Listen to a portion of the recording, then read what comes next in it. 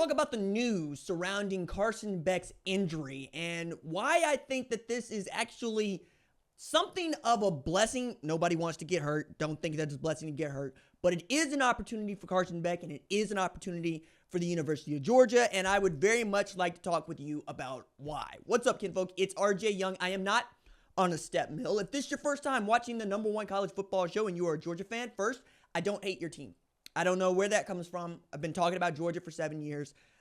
I've been talking about Georgia as a basically opposite of Oklahoma since the 2018 Rose Bowl. But if you're new, please consider hitting the subscribe button. There are 121,000 of us, fast-growing space here, and it'd be cool to get to 122,000 before we crown the Heisman Trophy winner on Saturday night. I did that segment on Monday. If you haven't watched it, it's worth your while. I give you why I believe Travis Hunter is the Heisman Trophy winner and why I think Ashton Jeanty is going to finish second, even though he's had this outstanding year, and why I believe Travis Hunter's year is just that much better. We're also helped by not having a 50 TD passer at quarterback. But again, this is not a Heisman segment as much as the Georgia Carson Beck segment, and that's got a lot to do with Carson Beck, quite honestly, who went into this season as one of the guys that we thought would be in New York as a Heisman finalist at the start of the season, alongside guys like Ollie Gordon, for instance. Now, Ollie Gordon's season went right out off the rails from the moment that he got arrested for DUI in July. But Carson Beck has been up and down. And there is a contingent of Georgia fans that still believes that he is the best player on that offense, and he is by far and away the best person to be the quarterback of that offense. However, through that October-November stretch, he ain't looked good. Threw 9 interceptions in like 6 games after having what was an outstanding year, both passing for 3,900 plus yards and passing for over 72% completion. Really putting together a year in which there were people that believed that he was going to be a no-doubt top 10 pick in the upcoming NFL draft. I still think he's a first-round selection in the upcoming NFL draft, but that's because we also know how valuable the quarterback position is. Just don't think that he's going to get a first-round grade. In some film earlier this year with renowned quarterbacks coach Quincy Avery, who runs QB Takeover, there were some plays that he just wanted to see Carson Beck make that he believes that a first-round draft pick should make and that an NFL quarterback should make. And it was getting a little bit louder, the cacophony around his play, as Georgia not only looked inept from time to time on offense, but took a loss to Ole Miss, had taken the loss to Alabama, and looked like taking the loss to Georgia Tech in 8 overtimes at home. And then we have this game in the SEC Championship where Georgia once again wins, but for the second game in a row against Texas, it's the Georgia defense that stars. It's not the Georgia offense. It's almost like Georgia won both of those games in spite of their passing offense. Now, ran the ball much better in both of those games, but particularly in the SEC Championship game. And Carson Beck has the game-winning handoff to Nate Frazier, who punches it in to give them the 22-19 win and give them this first-round bye, where they're going to see the winner of Notre Dame and Indiana in the Sugar Bowl, and that is almost 3 weeks from now, which means this injury that he sustained at the end of the first half against Texas has a lot of time to heal, right? It is a UCL injury, ulnar collateral ligament, and there are basically 3 kinds of grades to this. There is grade 1, which is sprain. There's grade 2, which is partial tear, and then there's a grade 3, which is a full tear. Brock Purdy had an injury like this last year, but the prognosis around this also goes back to like Tommy John with pitchers. When they tear this, it's usually they tear the whole thing off, and it's a really long and arduous rehab process.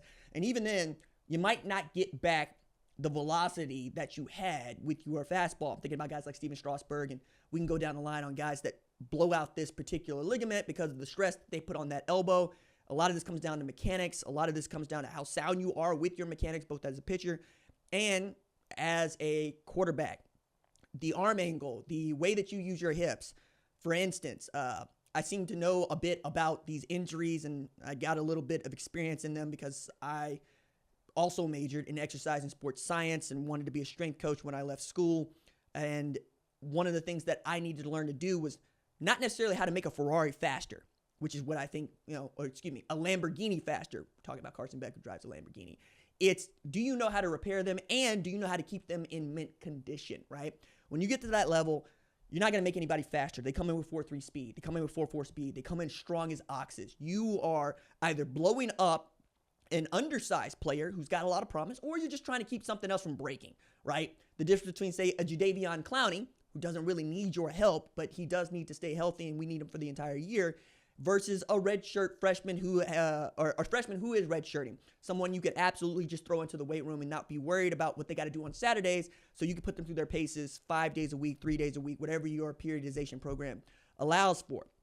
With guys like Carson Beck, I'm always interested in what your mechanics are like, not because I want to change them, but because I want to know what parts of your body we need to strengthen to better take care of you. I can probably turn anybody's pass into something that goes about 15, 20 yards longer if they are untrained, right? Carson Beck is trained. But if it was you, for instance, who doesn't play football every single day and is not a quarterback, just by telling you how to position your feet and how to power through your hips and then use your arm, not like the thing that is propelling the object, but like the catapult at the end of a slingshot, I could probably get your football to go that much longer, because that's what I wanted to do. I wanted to really learn how to do that stuff. And I frankly got into being a catcher at a very early age and learned to throw a curveball just by studying physics and what that would mean. Also studying the movement on balls, velocity on balls, saying a lot of balls. Pause. So what you want from a Carson Beck in this instance is to just really come on strong and really hit your rehab stiffly with as much oomph as you possibly can. You want them to feel you in the weight room. You want them to feel you as you are trying to go through your bands in therapy. And you really want to be able to tell guys like Gunnar Stockton, no, it's mine. I got it. Okay, I got that out of my system, I promise. I think Gunnar Stockton is a great quarterback. I think that he did a fantastic job in relief. And I think now you can start giving that dude first team reps that you otherwise would have had to give into Carson Beck. And I don't think that Carson Beck is the kind of guy that needs those first team reps to get better. I think they keep him sharp. But when push comes to shove, if he can't go, he's going to be your quarterback. I think the severity of this injury is not as important as many people would make it out to be. I mean, he's been described as even bruised, right? I know this. He had a hard time just lifting his elbow in the second half of the game when he needed to go out there and take that handoff, because Gunnar Stockton had put his head down and got it tattooed in what was apparently a legal hit where his helmet came off. I mean, Gunnar Stockton is that dude. Showed a lot of moxie, showed a lot of pride. Also got tremendous fastball for an arm, and he is mobile. You can work some of those things in if you're Mike Bobo. You can try to work on whatever is ailing your wide receiving core and figure out how to get more out of Arian Smith, how to get more out of Dominic Lovett, how to get even more out of Oscar Delp, who I thought was playing outstanding as well. There's time here. So I think this also gives an opportunity for Carson Beck to reset. And if he plays well in the Sugar Bowl against Notre Dame or Indiana and Georgia wins national championship, we're talking about him being a first-round selection, no doubt, maybe a top 10 pick, because he's got that kind of, he does have that kind of talent, does kind of have that kind of skill. He can go for 4 bills. He can go for 4 bills and 5 touchdowns. He can play elite football. And that's what you want, right? You're going for his ceiling, not for his floor. Meanwhile, Gunnar Stockton, I think, has put himself in position to be the guy in 2025, which is saying quite a bit because Jaden Rashada is right there as well.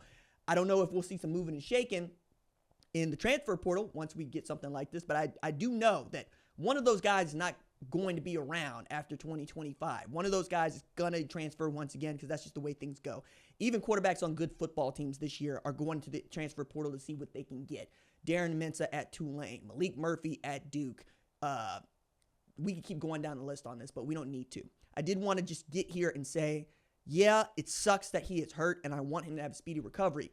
But this might be the reset that he and the Georgia passing attack need to get back on the good foot when it is time to go play once again for championships.